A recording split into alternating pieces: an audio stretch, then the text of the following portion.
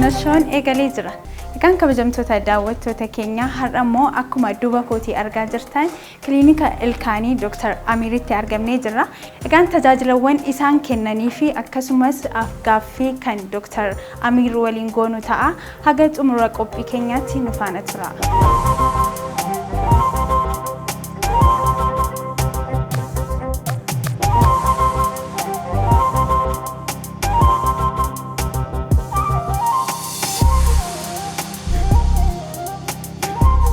Kan jirtu doktor? Nagaa. Sayyuma. Nagaa. Bakka hojii keessanitti argamnee jirra. Daawwattoota keenya waliin mee wal baraa doktor? Ani Dr. Amir Nageessoon jedhama. Ogeessa yaala fayyaati. Yuunivarsiitii Finfinnee hospitaala Xuqur Ambassaa jala kutaa deentistiriitti barsiisaadha. Ammas ammoo kiliinika ilkaanii Dr. Amir keessattis ogeessa ilkaanii jechuudha. Kiliinikiin kan koo kun kan Finfinnee keessaa tokko kan biroos jira asuma naannoo Beetalis jira. Yeroo dhiyootti naannoo Magganaanyaa fi naannoo Jamoottis jalqabuuf hin deema. Kan biroo ammoo Adaamaatti hin qaba. Innis yeroo dheeraa kan turedha. Adaamaa naannoo Firankoo gamoo Muhammad irratti innis amata 10 akkas ta'ee jira kan turedha. Fi naannoo Maabrataayilis jira. Ati akkuma naakaasetti damee kan biraallee qabda. Waggaa amma kanallee keessa turteetta hojjetoota garaagaraallee of jalatti qacartee hojjisiisaa jirta. Sadarkaa kanarra ga'uudhaaf egaa chaalenjiin hin dhabamu. Chaalenjoota sana mi'aata akkamitti darbaa turte? Sirriidha. Chaalenjiin hedduun jiraata. Ati iffarti keettu murteessa. Ani akkuma reefsiin jedhee yeroo jalqabu yuunivarsiitii barsiisaan ta'een ture. Achumaan ammas achumaan jira yeroo dheeraa achumaan barsiisaan ture. Hojiin kun ammoo yoo asiin barnootaan gargaarama ta'e more interested taata. Know-how isaa qabaatteet beekteet dalagdoo ta'e si gammachiisa. Hojii irratti akkuma reef jettee rakkooleen garaagaraa jiraachuu hin danda'a. Isa furmaatumatti kennaan deemta inni keessattuu gara biizinasii kiliinika dhuunfaa banatteet yeroo hojjechuuf deemtu ogeessa gahaa argachuu dhabuu dandeessa. Waan garaagaraa wal qabatee rakkooleen ni jiraatu. Is okay. Akkuma reefsiin jedhe ani baay'ee waan na rakkise hin qabu. Tokko ogummaa kooti lammaffaa fedhiidhaan hojjedha waan ta'eef itti aanee ammoo yuunivarsiitii barsiisaa waan tureef at least ijoollonni bartoonni koo hedduun isaanii alatti kan jiran jiru. Ana biras kan jiran hedduudha. Kanaaf baay'ee na rakkisne dhugaa dubbachuudhaaf waan baay'ee itti cinqame hin qabu. Akkuma gaariitti dalagaa jira. Egaa doktor bakka kanatti egaa tajaajila gosa garaagaraadha kan isin kennitanii tajaajila sana keessaa mee muraasa tunoo kaastanii? Danda'ama.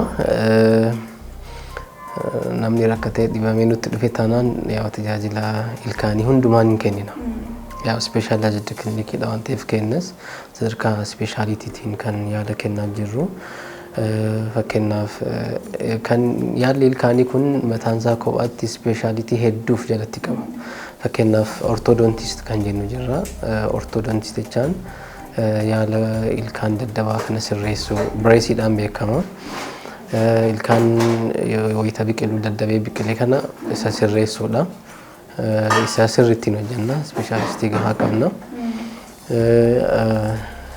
Ilkaan dhibamee yaaluun root canal treatment kan jennu gizee wayita urame yookaan irraa cabeefaa itti gootuu akkanuma ilkaan ammoo hedduu miidhamee buqqa'e ammoo dhaabuu dandeenya. Maateriyaalii gosa hedduutiin qabna. Seeraamik zirkooniyaa kan jedhaman jiru. Kanneen ilkaan buqqa'ees ni dhaabna. Rakkoo irgaa fa'aa namni hedduu kana himata. Foolii afaanii fa'aa irga dheeguu fa'aa waan akkanaa kana himatu. Kanas yaala ni kennina. Yaala irgaas ni kennina jechuudha. Maybe hunda isaa yeroo gabaabaa kanatti si ibsuu dhabuu danda'a. Garuu muraasa isaa si agarsiisuu danda'a dhibamaa jiru faana. Nama yaalamaa jiru faana nama tokko lama faana yaala kenninu wajjin seenee si agarsiisuu danda'a.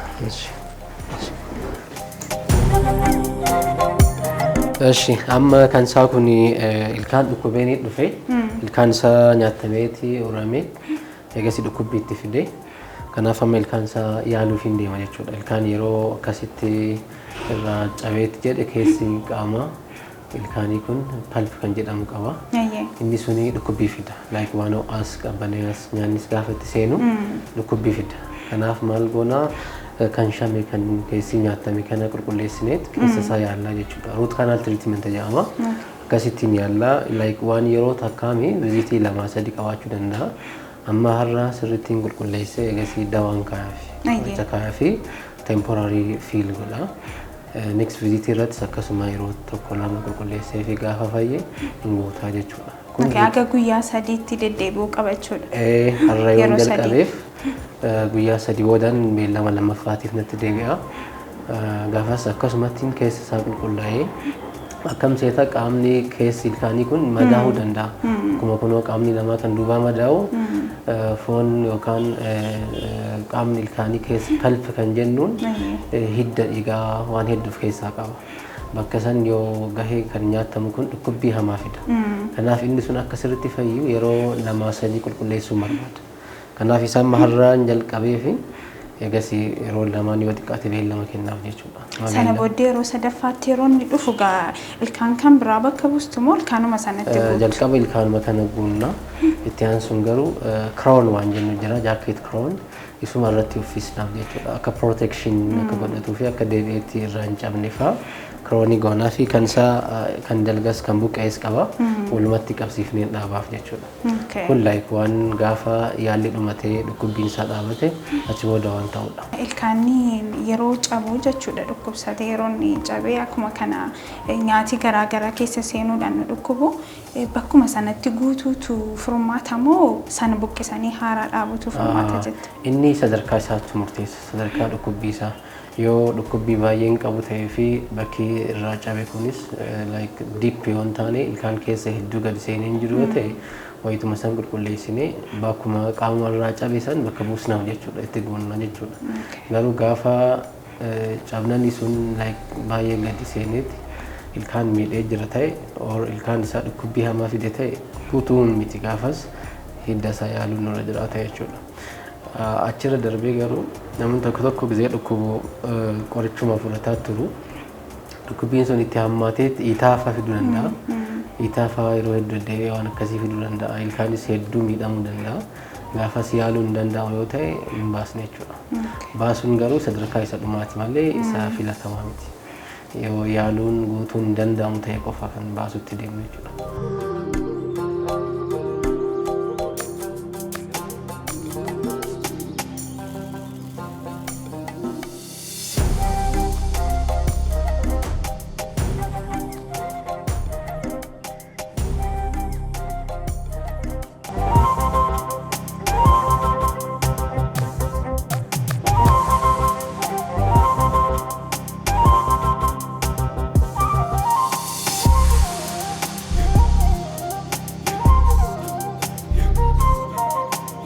Tolee, kutaa nuti deemaa jirru kun immoo maal jedhama? Kutaan kuni kutaa raajiiti. X-ray roomiin jedhama. Asitti kun panoramic X-ray jedhama. X-ray guutuudha. Ilkaan afaan guutuma isaatti agarsiisa. Rakkoolee ijaan arguu hin dandeenye keessattuu ilkaan hidda isaa irratti rakkoo godhate yoo ta'e X-rayin kun sirriitti agarsiisa. Rakkoo isaa adda baasee agarsiisa. Egaan kabajamtoota daawwattoota keenya qophii keenya nu hordofaa akka jirtan abdii guddaan qaba. Ammallee akka itti fufeetti jira kutaa itti aanuu fi hojiilee itti aanan immoo kan waliin ilaallu ta'a. Ammas nu faana tura. Inni amma X-ray kaase kana ilkaan isaa kana ture kan an ilaaluu barbaade. Akkuma reeffiin jedhee X-rayin kun lafee kan gubbaas lafee ilkaan keessaa bahu kana jawu gubbaa maagzilaa maandibil kan jennu jira. Guutuma isaa agarsiisa. Amma immoo Dooktar kutaatti ilkaanii toora gadhiise akka tooratti deebi'uu fi sibiilaan hidhan yookiin immoo bireesii isa jedhanidha kanatti na fiddeertu. Bireesii kana egaa baay'een namaa Dooktar yeroo hidhatan akka miidhaginaatti illee namoonni yaadan jiru. Kaan immoo ilkaan ofii ittiin sirreeffachuudhaaf akka hidhatanittidha. Akka dooktarii yookiin immoo hakiima ilkaanii tokkotti bireesiin faayidaa isaanii egaa daawwattoota keenyaafis akka ifa ta'utti itoo nu ibsitanii. Gaariidha. Bireesiin faayidaan isaa inni gosa yaala ilkaanii keessaa tokko. Faayidaan isaa inni jalqabaa ilkaan daddafee sirreessuudha. Maaliif ilkaan yeroo biqilu bakka isaatti tartiiba eegee biqiluu dhabuu danda'a. Bakka wal jijjiiruu yookaan addaan babbanuuf danda'a. Jidduu jidduutti ispeesii fiduu danda'a. Yookaan ammoo walirra faa bahee biqiluu danda'a. Kun kaan irratti kun sababa garaagaraa qaba. Fakkeenyaaf yeroo ilkaan biqilu ispeesii gahaa bakka gahaa yoo hin arganne daddabee biqiluu danda'a jechuudha. Gaafa san kan sirreessuu kan dandeenyu bireesiidhaan. Bireesii kanaan hineetiin yeroo dheeraa gaafata. Sutuma suutaan bakka isaatti deebi'ee sirrataa jechuudha.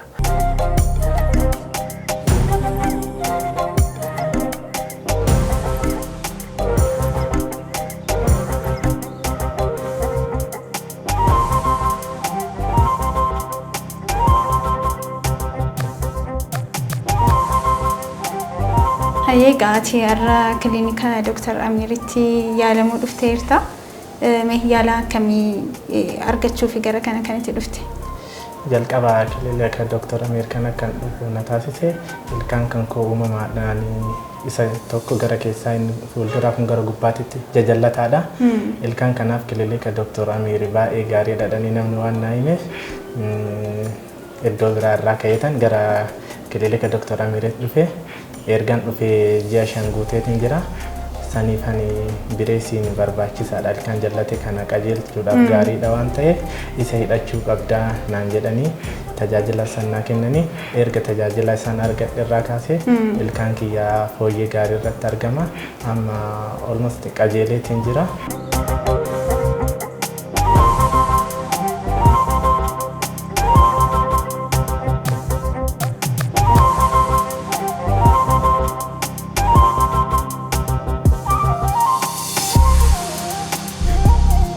Amma immoo egaa ilkaan kee xiqqoo bunnis waan balleessee fi si qulqulleessinaa naan jedhaniiru. Egaa dhumarratti immoo maal akka fakkaatu waliin ilaalla nu waliin tura. Haa ta'u akkuma durattiin ibsee namni ilkaan qabu ilkaan isaa eeguun irra jiraata. Kanaaf ammoo yoo xiqqaate waggaatti yeroo tokko doktora ilkaanii bira deemee cheekaappii gochuun irra jiraata. Kan kee ammoo dhiigoodhaan kan wal qabatee ilkaan qulqulleeffachuun homaa rakkoo miti. Normaalii manattiin ganamaaf galgala burush godhu barbaachisa. Yeroo mana yaala ilkaanii dhufan amma yeroo waggaatti yeroo tokko akkuma barbaachisaatiin dhiqachuun rakkoon inni fidu tokko illee hin jiru jechuudha.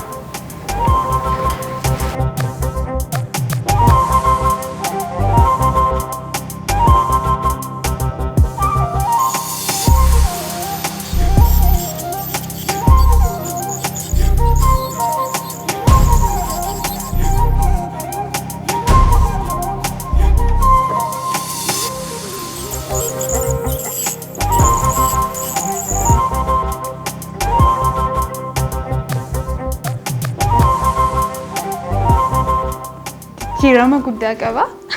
Akkuma jettee immoo marsaa itti aanutti gaafa dhufu kana caalaa akka inni miidhagu abdiin qaba. Galatoomii Dooktar.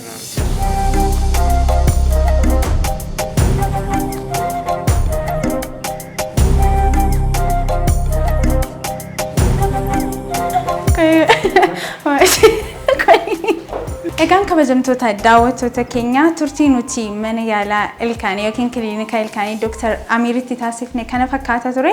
Risaa biizinasi shoon keenya guyyaa har'aa akkuma argitanii kokkolfaadha sagantaa kollee kan hin xumuraa jiru. Ilkaan koo hedduun na miidhagsaniitu kan isaan jiranii gamanumaan isaanis galateeffachuun barbaada. Torban immoo sagantaa biraatiin haga walitti deebinutti nagaan tura.